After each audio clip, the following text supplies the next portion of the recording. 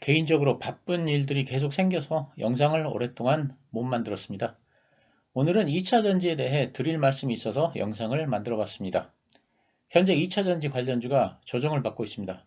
고점 대비해서 상당히 하락한 만큼 지금쯤이면 저가 매수에 나서야 한다는 그런 의견이 있는가 하면 큰 시세가 한번 난 만큼 조만간 재상승은 어렵다. 그래서 지금은 매수에 나설 시점이 아니다. 이런 두 가지 의견이 있습니다. 오늘은 이에 대한 제 생각을 말씀드리려고 하는데요. 결론부터 말씀드리자면 저는 2차전지 관련주가 조정을 보인다고 할지라도 정말 단타가 아니라면 저는 매수를 권하지 않습니다.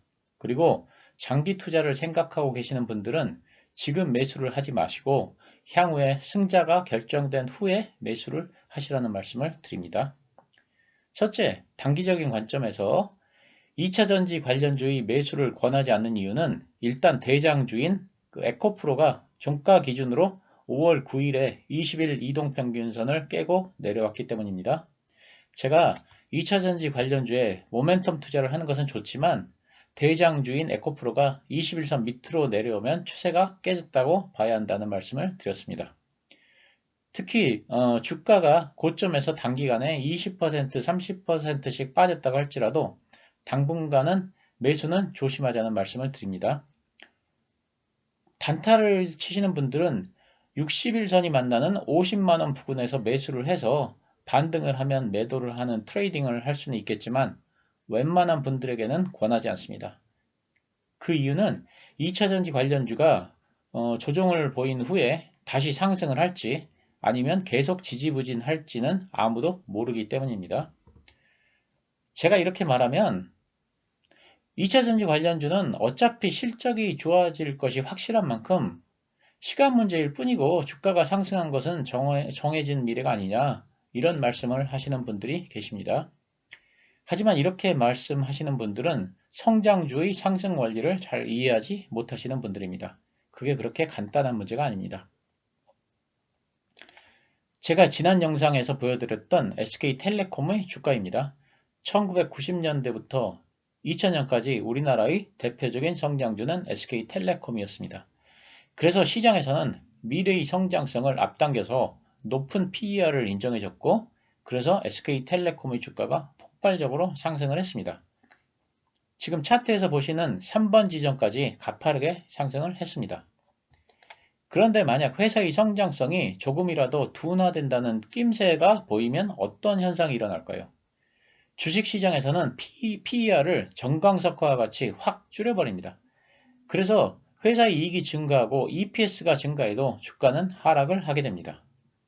지금 차트에서 보시다시피 2000년경부터 SK텔레콤의 주가가 하락을 시작합니다. 그리고는 영원히 그때의 가격을 회복하지 못합니다. SK텔레콤은 그 이후로도 이익이 더 늘어났고 자산도 더 늘어났고 회사는 훨씬 더 좋아졌습니다. 하지만 시장에서 PER을 낮춰버리니까 주가는 하락을 한 것입니다. 그러면 다시 차트를 보겠습니다.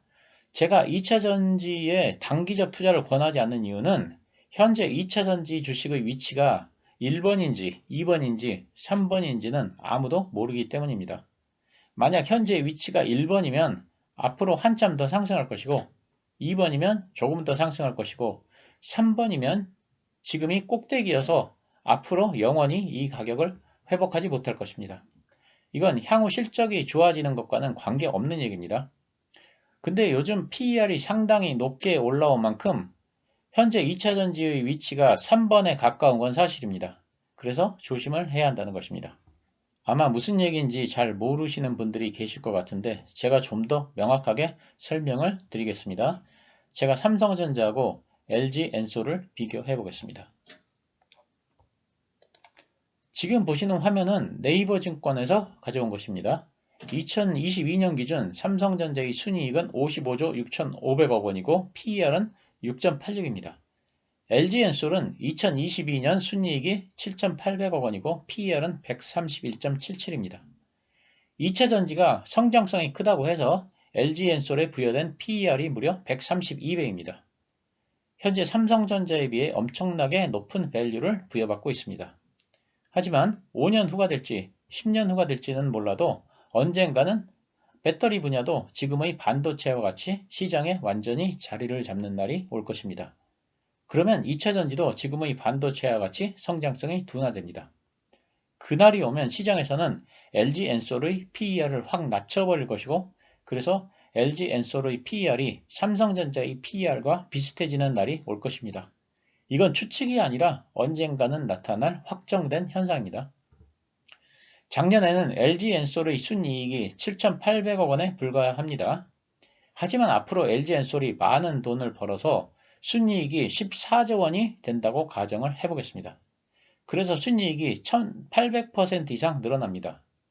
그러면 순이익이 18배나 늘었으니까 주가는 오를까요? 그렇지 않습니다. 계산을 해보면 아시겠지만 주가는 오히려 지금보다도 하락합니다. 아니, 이익이 18배나 증가했는데 주가가 안 오른다고? 이렇게 생각하실지 모르지만 이건 사실입니다. 간단하니까 여러분들이 직접 계산을 해보면 주가가 나옵니다. 만약 LG엔솔의 순이익이 14조 원인데 PER이 삼성전자와 같이 6.86이면 LG엔솔의 주가는 41만 원이 됩니다. 즉 이익의 18배가 늘어나지만 주가는 오히려 지금보다 26%가 하락합니다. 왜 이런 현상이 발생되는가 하면 성장성이 둔화되면서 시장에서 PER을 낮춰버리기 때문입니다. 다시 SK텔레콤으로 돌아가서 SK텔레콤은 회사가 계속 좋아졌음에도 불구하고 2000년 당시의 주가를 회복하지 못하는 이유가 바로 이것입니다. 휴대폰 시장의 성장성이 둔화되면서 시장에서는 PER을 낮춰버렸기 때문에 20년이 지난 지금도 2000년의 주가를 회복하지 못하는 것입니다. 경제방송이나 유튜브 방송을 보면 패널분들이 나와서 2차전지 주식의 이익이 앞으로 몇 배가 늘어날 거니까 주가도 몇 배가 오를 것이다, 이런 얘기를 하는데 이건 성장주의 속성을 몰라서 하는 말입니다. 이런 식으로 계산했다가는 큰일 납니다. 성장성이 둔화된다는 낌새만 보이면 시장에서는 곧바로 정말 정광석화와 같이 적용 PER을 낮춰버릴 것이고, 그러면 실적이 아무리 좋아져도 주가는 하락합니다. 오늘 하나증권 김현수 연구원이 에코프로의 목표가를 낮추면서 내세운 논리가 바로 이것입니다. 김현수 연구원은 보고서에서 2차전지 기업들의 실적은 갈수록 좋아지겠지만 주가 전망에서 중요한 것은 멀티플이 낮아지는 정도라고 하면서 주가가 현재 수준보다 낮아지는 구간을 준비해야 한다고 했습니다. 이제 이 말이 무슨 말인지 이해를 하시리라고 생각합니다. 성장주에 있어서 중요한 것은 이익의 증가가 아니라 성장률입니다. 앞에서 말씀드렸듯이 성장률이 둔화되면 PER을 낮춰버립니다. PER을 낮춘다는 말은 멀티플을 낮춘다는 말과 같은 뜻입니다. 김현수 연구원에 의하면 현재 69%인 배터리 수요 증가율이 내년부터는 31%로 둔화될 것이라고 예상했습니다. 즉 성장률이 둔화된다는 뜻입니다.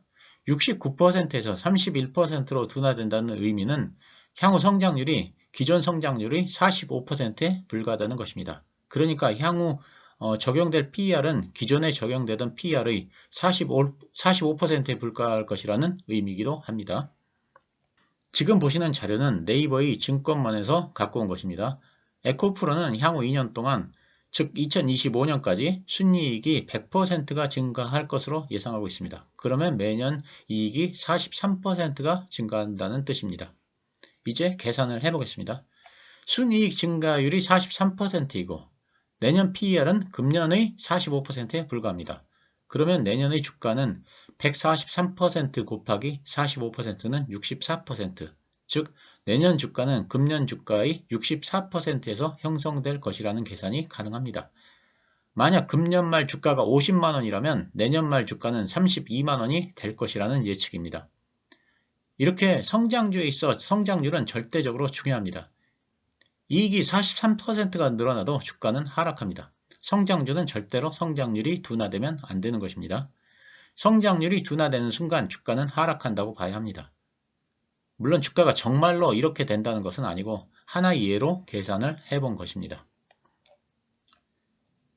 그래서 성장주는 언제 매도를 하는가 하면 시장에서 성장성에 대한 기대가 잔뜩 올라와서 PER이 가장 높을 때 파는 것입니다. 영업이익이 최대로 올라왔을 때 파는 것이 아닙니다. 피터 린치도 이와 비슷한 말을 했습니다. 고성장주는 대개 PER이 갈수록 높아지는데 터무니없는 비논리적인 수준까지 올라가기도 한다고 했습니다.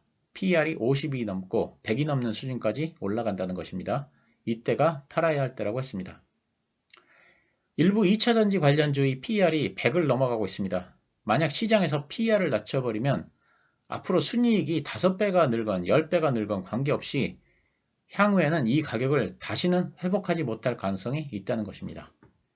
머릿속에서 간단히 계산을 해봐도 PER이 100인 기업이 향후 PER이 10으로 떨어지면 순이익이 10배가 늘어도 주가는 전혀 오르지 않습니다.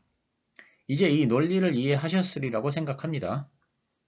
그런 논리로 제가 2차전지 관련주의 투자를 조심하라는 것입니다. 앞으로 이익이 늘어나는 것과 관계없이 지금이 역사적 고점일 가능성이 있다는 것입니다.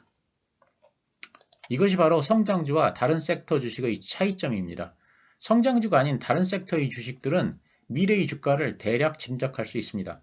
배당주를 예로 들면 만약 이익이 10배로 늘어날 것 같으면 배당이 늘어난다고 기대를 해서 주가가 상승하리라는 걸 알 수 있습니다. 삼성전자가 만약 이익이 10배로 늘어나면 주가가 상승한다는 걸 우리는 알 수 있습니다. 하지만 성장주로 분류된 주식은 앞으로 이익이 10배가 늘어도 시장에서 PER을 낮춰버리면 주가는 오히려 하락합니다. 이 점을 염두에 두셔서 투자를 하시기 바랍니다. 그러면 장기 투자자는 언제 주식을 사야 할까요? 이에 대해서도 지난 영상에서 제 의견을 말씀드린 바 있습니다만 저는 경쟁이 끝난 후 승자가 결정되면 그때 투자를 하는 게 옳다고 생각합니다. 삼성전자로부터 얘기를 시작해 보겠습니다. 삼성전자가 수십조 원의 이윤을 창출하는 위대한 기업이 된 이유가 무엇일까요? 가장 큰 이유는 경쟁이 제한적이기 때문입니다. 즉 시장은 엄청나게 큰데 삼성전자, SK하이닉스, 마이크론 등 단지 3개 업체가 독과점을 형성하기 때문입니다. 그런데 만약 메모리 반도체를 만드는 업체가 만약 20개나 된다면 어떻게 될까요? 서로 거래선을 확보하기에 출혈 경쟁을 하느라고 삼성전자도 당연히 돈을 벌지 못할 것입니다. 반대로 만약 옷을 만드는 의류업체가 전 세계에 딱 3개만 있다면 어떻게 될까요? 의류업체들은 엄청나게 많은 돈을 벌 것입니다. 전 세계 사람들이 다 옷을 입어야 되는데 의류업체가 3개밖에 없다면 의류업체들은 얼마나 많은 돈을 벌겠습니까? 따라서 삼성전자가 돈을 많이 버는 결정적 이유는 독과점 사업이라 경쟁 강도가 약하기 때문이지 첨단 산업이기 때문이 아닙니다. 그리고 의류 사업이 돈을 많이 벌지 못하는 이유는 사양 산업이라서가 아니라 경쟁이 심하기 때문입니다. 요즘 경제방송을 보면 LG엔솔이 삼성전자 시가총액을 넘어선다느니 하는 얘기를 많이 하는데 현재와 같은 상황에서는 불가능한 얘기입니다. 무슨 얘기냐면 지금과 같이 배터리 업체들이 난립해서 경쟁이 심한 상황에서는 많은 마진을 안정적으로 지속적으로 남길 수가 없습니다. 자동차 회사들이 차값을 낮추기 위해 배터리 업체들을 경쟁시켜 가격을 낮추게 되어 있습니다. 그러면 이윤폭이 줄어들어서 배터리 업체들은 절대로 삼성전자를 따라갈 수가 없습니다. 2차전지하고 전기차에 대한 리서치를 제공하는 회사 중에 벤치마크 미네랄 인텔리전스라는 회사가 있습니다. 일전에 소개를 해드렸는데 이 회사에서 말하기를 전기차 제조업체들은 배터리 제조업체 한 곳과 계약을 맺지 않는다라면서 배터리 제조업체 간의 경쟁을 유발시켜 공급가를 떨어뜨리기 때문에 큰 곳보다는 작은 배터리 업체들을 선호하는 경향이 지속될 것이라고 했습니다. 즉 전기차 회사들은 2차전지 회사들 간의 경쟁을 붙여 계속 가격을 낮춘다는 것인데 이건 당연한 것입니다. 이렇게 경쟁이 심한 상태에서는 2차전지 업체들이 돈을 벌기가 어렵습니다. 2차전지 업체들이 큰 돈을 벌려면 메모리 반도체 업체들과 같이 독과점을 형성해야 합니다. 그래서 가격 결정권을 가져야 합니다. 다시 말하자면 치킨 게임을 벌여 대부분 업체들이 망하고 3, 4개 업체들만 살아남아서 승자들이 가격 결정권을 가져야 한다는 것입니다. 그러면 치킨 게임을 벌이는 동안 수많은 업체들이 도산할 것이고 그리고 살아남은 업체라도 치킨 게임에 의한 가격 경쟁 때문에 주가는 크게 하락을 할 것입니다. 반도체 치킨 게임 때 4만원 하던 하이닉스의 주가가 150원까지 하락해서 무려 99.7%가 하락했다는 말씀을 드렸습니다. 그렇기 때문에 치킨 게임을 하는 동안에는 주식을 보유할 필요가 없고 치킨 게임이 끝나면 그때 가서 주식을 사는 것이 훨씬 더 이익입니다. 그런데 만약 치킨 게임이 벌어진다면 누가 승자가 될까요? 마침 오늘 조선일보에 한국 2차전지 세계 1위 단언 못해 미국 유해 시장서 중국 막을 방법 없다라는 기사가 나왔습니다. 이 기사에서는 치킨 게임의 승자가 되기 위한 조건을 기술과 자본력이라고 했습니다. 하지만 저는 치킨 게임의 승자가 되기 위한 조건은 첫째는 원가 경쟁력이고 둘째는 자금 동원 능력이라고 생각합니다. 삼성전자가 메모리 반도체 치킨 게임에서 승리할 수 있었던 원인은 업계 최고 수준의 원가 경쟁력을 가지고 있었고 또 필요한 경우 삼성생명이나 삼성화재 등 금융계열사를 통해서 추가로 자금을 동원할 능력이 막강했기 때문입니다. 어쨌든 종합해보면 치킨 게임의 승자가 되기 위해서는 첫째, 자본력이 좋아야 하고 둘째, 원가 경쟁력이 좋아야 하고 셋째, 기술력이 좋아야 합니다. 이 세 가지가 있으면 치킨 게임에서 승산이 있습니다. 그러면 전 세계 배터리 업체 중에서 어느 업체가 여기에 해당될지는 각자 한번 생각해 보시기 바랍니다. 우선은 자본력입니다. 조선일보에서 지적했듯이 우리나라 업체들이 자본으로는 중국 업체들을 이기기 어렵습니다. 둘째, 원가 경쟁력입니다. 다시 조선일보의 기사를 보겠습니다. 소재와 원료를 중국이 다 장악하고 있기 때문에 중국의 업체들이 원가 경쟁력이 높을 수밖에 없습니다. 지금은 사실상 밸류 체인을 중국이 다 장악하고 있습니다. 원가 경쟁 면에서는 우리나라가 중국의 업체들을 따라가기 어렵습니다. 이 부분이 우리나라의 가장 취약한 부분으로 지적되고 있습니다. 셋째, 기술입니다. 역시 기사를 보면 3원계 배터리는 우리가 중국에 비해 2년 정도 앞서 있다고 합니다. 하지만 요즘 점점 대세가 되어가고 있는 LFP 배터리의 경우는 얘기가 좀 다릅니다. 우리가 LFP 배터리를 만들 기술이 충분하지만 단가를 도저히 맞출 수 없다고 하는 전문가도 있고 또는 중국이 우리보다도 기술이 많이 앞선다고 하는 전문가도 있습니다. 이 부분은 기술적인 문제라 저는 잘 모르겠습니다. 제 생각에는 3원계 배터리는 한국이 꽤 앞서 있고 LFP 배터리는 아무래도 중국이 먼저 시작한 만큼 중국의 기술이 꽤 앞서 있다고 보는 것이 합리적이라고 생각합니다. 그런데 헷갈리는 부분들이 있습니다. 경제신문이나 경제채널에서는 한국의 배터리 기술이 중국보다 앞서 있다고 하는데 실제로는 상당한 기술력을 필요로 하는 혁신적인 제품은 최근에는 모두 다 중국에서 만들어내고 있습니다. 나트륨 배터리라든가 반고체 배터리 등 중국의 혁신 제품이 여러 가지가 있지만 제가 가장 충격을 받은 건 지금 보시는 화면입니다. 이 화면은 미국의 타임지가 뽑은 2022년 최고의 발명품입니다. 타임지는 2022년 최고의 발명품 중 하나로 중국 CATL의 기린 배터리를 꼽았습니다. 금년 초부터 양산을 시작한 이 배터리는 한 번 충전으로 1000km를 갈 수 있다고 합니다. 그리고 배터리 충전량을 10%에서 80%까지 끌어올리는데 단 10분밖에 걸리지 않는다고 합니다.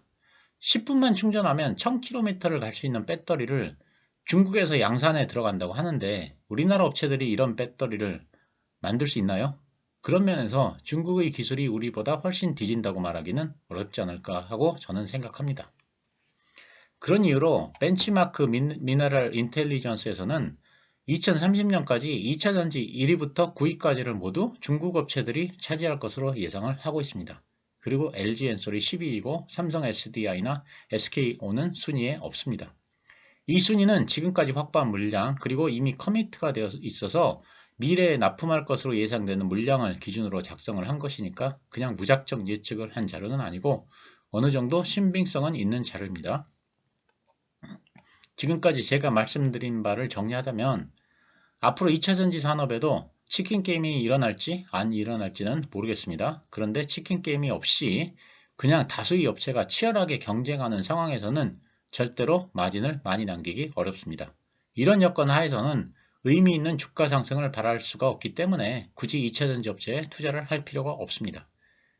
하지만 만약 치킨 게임을 통해서 난립하는 업체들이 정리되고 독과점이 형성되면 2차전지 업체들의 이익률도 크게 증가할 것입니다. 이런 경우에는 2차전지 관련 업체에 충분히 투자를 할 필요가 있습니다. 그렇지만 지금은 누가 승자가 될지는 알 수 없습니다. 제가 판단하기에는 중국 업체들이 2차전지 산업을 장악할 가능성이 굉장히 커 보입니다만 미래를 알 수는 없습니다. 그렇기 때문에 치킨 게임이 벌어지는 경우에는 훗날 승자가 가려진 후에 투자를 시작해야 한다고 생각합니다. 그리고 지난 영상에서도 말씀드린 바 있습니다만 간단히 다시 정리를 해보겠습니다. 혁신산업은 초창기에 투자를 하는 것이 아니라 승자가 가려진 후에 투자를 하는 것입니다. 이것이 정석입니다. 1990년대 초반 반도체 1등 업체는 일본의 NEC였습니다. 그러면 NEC에 투자를 하는 것이 아니라 기다렸다가 승자가 가려진 후에 삼성전자나 퀄컴 같은 업체에 투자를 하는 것이 정석입니다.